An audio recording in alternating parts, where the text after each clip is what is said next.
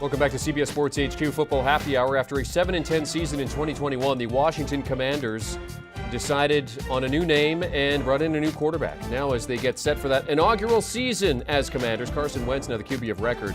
Wentz struggled to find consistency in Indy, and after he and the team came up flat in that final day of the season, the Colts moved on. And for both Wentz and his new team, they're hoping for a better season than what they both saw in 2021. The Commanders start their season at home to the Jaguars on September 11th. Not the toughest of starts for Ron Rivera's team. Jags, Lions, Eagles, and Cowboys, the latter pair of the teams they were chasing in the division last season. Win total set at 7.5 for 2022.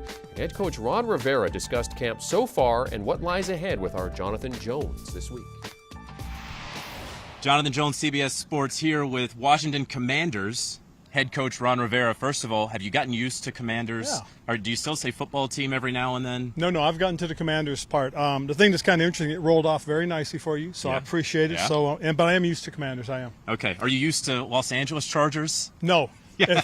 That You still say San Diego. Yeah, that one gets me all the time. It really does because, it was so ingrained. And same thing with the Raiders. Yeah. I still say Oakland. Well, we'll get used to it eventually. Hey, we're here at camp. I know it was a fast Friday here on this Thursday, and guys are going to load up and head out to Kansas City for the preseason. I guess give us a little bit of a sneak peek. What are we expecting from the first team out against the Chiefs? Well, I'd like to get them into the second quarter, maybe the whole half, but we got a lot of soft tissue for whatever reason this year, and that to me is very disappointing. Just because one of the things that we prided ourselves on is the way we've set up practice, but we've had a number of them, and so we'll have to react to situations. If we get somebody else tweaked, we may have to slow it down with the ones that get the twos out there right away. So, but I hope to get them through the first half. Yeah, I know you guys are banged up along the offensive line, at least in the interior, as well as really at tight end. Yep.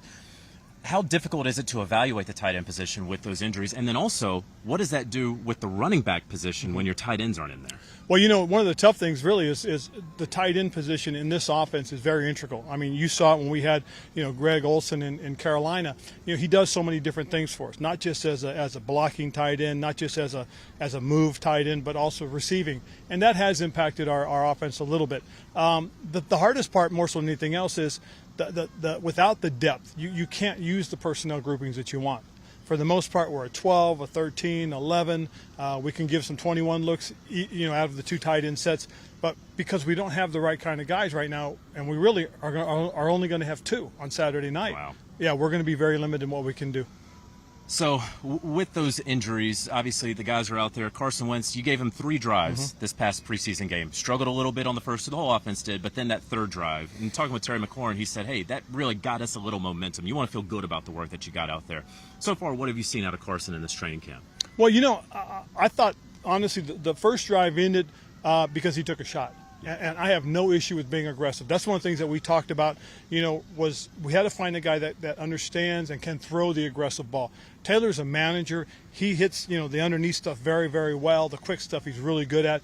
But Carson, he's got that big arm. And again, that's one of the things that we like because of the speed we have on this football team. So, again, that first drive in, the second drive, the big disappointment was we turned the ball over. We've got to protect the ball, especially when we're backed up. The third drive, again, I agree with Terry. We got a little bit of momentum. It carried over. And then when the second group came out there, they moved the ball well until we threw the interception. So I saw a lot of positive. I saw a lot of things that we're building on and we're getting better at.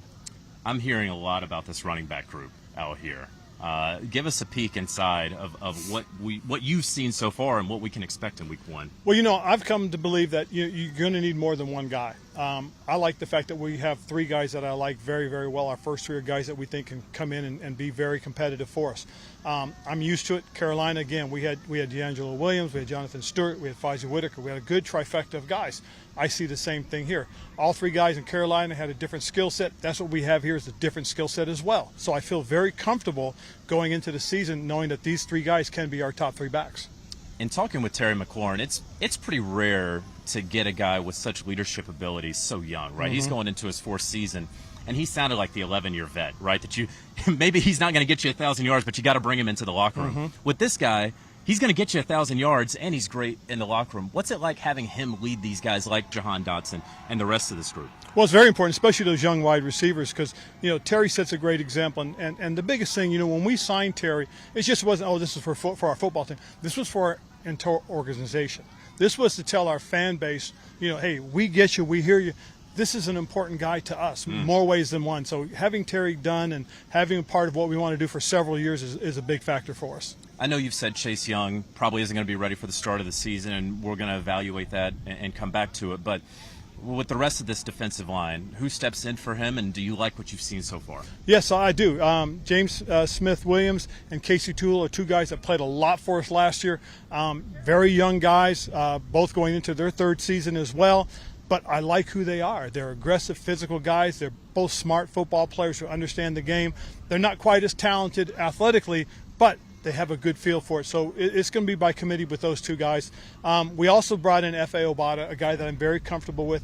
F.A. can play the defensive end position, but he can also come in and play some of the rush three. So we feel pretty good about that group of guys. Well, and so what are the expectations for you from this group? Obviously, in year one, you guys make it to the playoffs. Last year, there's a bunch of injuries, a disappointing season, right? All very around. much so.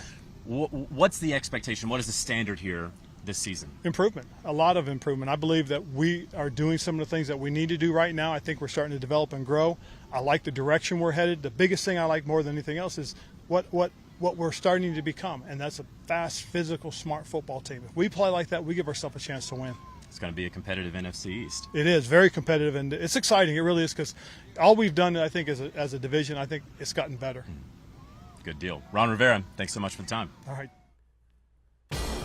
Thank you very much, JJ. With Ron Rivera, our training camp tour continues on Monday, heading up to gorgeous Minneapolis. Beautiful at this time of year. Going to take in to what the Vikings are doing in training camp. And then Wednesday, down to New Orleans to check in with Jameis Winston and the Saints.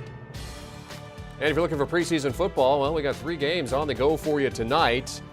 1-0 Carolina taking on New England. Those guys have had some battles in training camp this week. Those training camp practices got a little heated, but they're going to face off tonight in preseason action at 7 Eastern time. Then you have the aforementioned New Orleans Saints taking on the Green Bay Packers. Aaron Rodgers certainly hoping for a better performance from his wideouts, who he has called out this week.